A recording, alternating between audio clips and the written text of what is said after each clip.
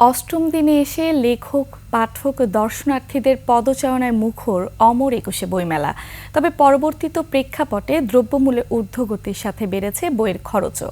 অবশ্য এ নিয়ে প্রকাশক এবং পাঠকদের মধ্যে আছে মিশ্র প্রতিক্রিয়া। তানজিলা তাসনিমের রিপোর্ট। সাপ্তাহিক ছুটির দিনে প্রাণের মেলায় উপচে পড়া ভিড়। পছন্দের বই কিনতে পাঠকরা ছুটছেন স্টল থেকে স্টলে। কাগজের চড়া দাম আর কালির উচ্চ মূল্যে বইয়ের দামে প্রভাব পড়লেও বিক্রি নিয়ে হতাশ নন প্রকাশকরা।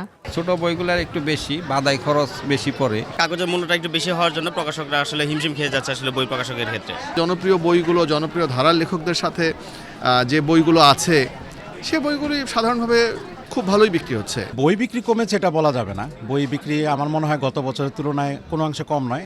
একই বক্তব্য পাঠকেরও। দাম মোটেও দমিয়ে রাখতে পারেনি বইপ্রেমীদের। যারা আমরা স্টুডেন্ট বা কিছু করি না তাদের জন্য আসলেই দামটা অনেক বেশি।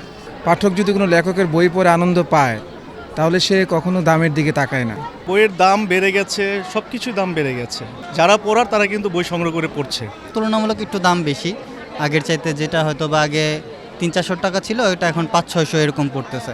নতুন বই বের হলেই বা প্রকাশ পেলেই দাম বেড়ে যায়, কিন্তু বইয়ের সাথে মানুষের বই কিনে পড়ার কোনো সংযোগ নেই। বইয়ের দাম বাড়ার পরেও পাঠকের আগ্রহে কোনো ভাটা পড়েনি। তারা প্রতিদিন বইমেলায় আসছেন এবং কিনছেন পছন্দের বই। তানজিলা তাসনিম, একুশে টেলিভিশন, ঢাকা।